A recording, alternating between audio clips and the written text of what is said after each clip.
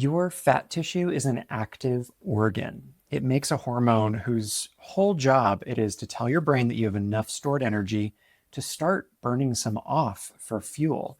In a lot of people, that message stops getting through altogether. And the most frustrating part is that the more fat you carry, the louder the signal gets and the less the brain responds. I'm Dr. Kenny, an IFM certified functional medicine practitioner. And today we're going to look at that hormone, why standard panels almost never check it, and why it's also so often the real reason why your weight won't move. Let me describe the typical patient that I see that falls into this category all the time. This isn't women specific or perimenopause specific, although those are very important populations.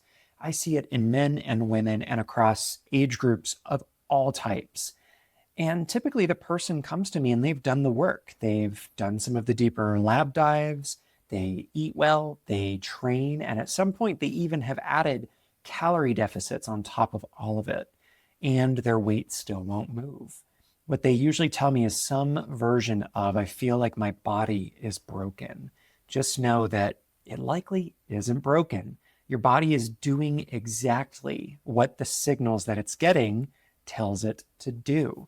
The map that you were handed, the calories in, calories out model for how weight loss works, just left out some of the most important parts. And that part really anchors into a hormone called adiponectin. Your fat tissue makes it, and its one job is to tell your cells to burn that stored fat for fuel. Fat is one of our most efficient energy sources for fuel. But the strange part, and this is key to the entire video, is that the more fat that you carry, the less adiponectin you make. And so the one tissue that should be sending the burn fat signal to your brain sends less of it, the bigger that it gets. It's a vicious cycle that is quite counterintuitive. So if you picture a circle here, fat builds up, adiponectin levels drop, and as adiponectin levels drop, your cells get worse at burning fat. And so more fat accumulates, and round it goes.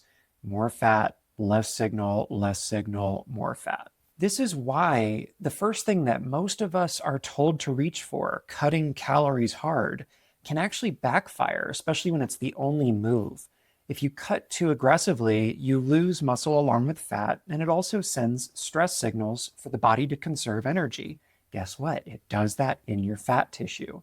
And muscle is one of the places that adiponectin as well does its work. So now in many cases, the scale is moved, but you've also lost the very tissue that listens for the signal of adiponectin. And there's good research to support this. In one study, people carrying excess weight, the ones who stayed metabolically healthy at the same body weight as everyone else, stood out for two main things: higher adiponectin and less inflammation packed into their fat.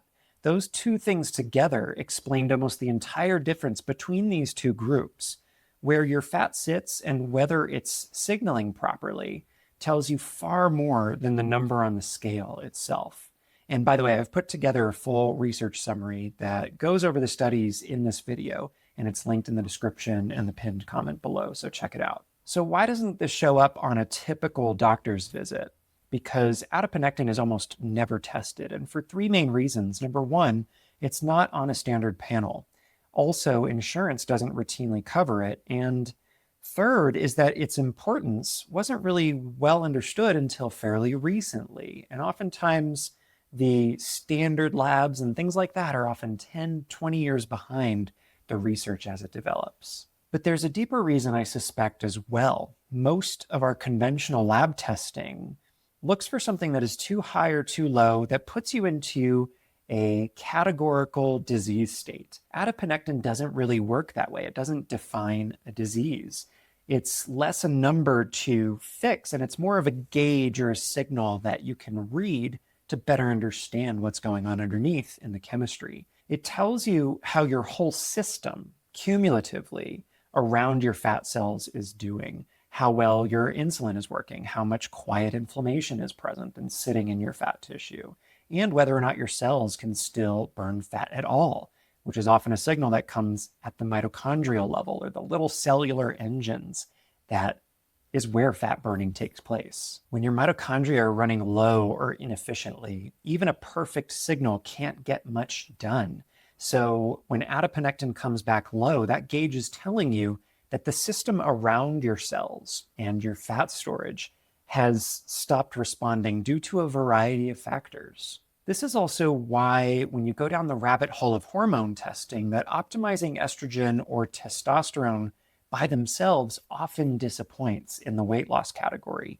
You can send a beautiful hormone signal to your systems and your cells, but if the system receiving the signal has stopped listening or become desensitized, not much is happening in the fat burning category. Getting that system to respond again is really where the actual work lies because of those underlying factors we just talked about. And I want to spend a moment on testosterone because it's part of the same story here with adiponectin. You can almost think of them as two signals that are very deeply connected. Testosterone is your build up or build muscle signal. Adiponectin is your burn fat signal. In this pattern, oftentimes both get turned down at the same time. Low adiponectin, low testosterone. So less muscle means fewer places to actually burn the fat and for that signal to land.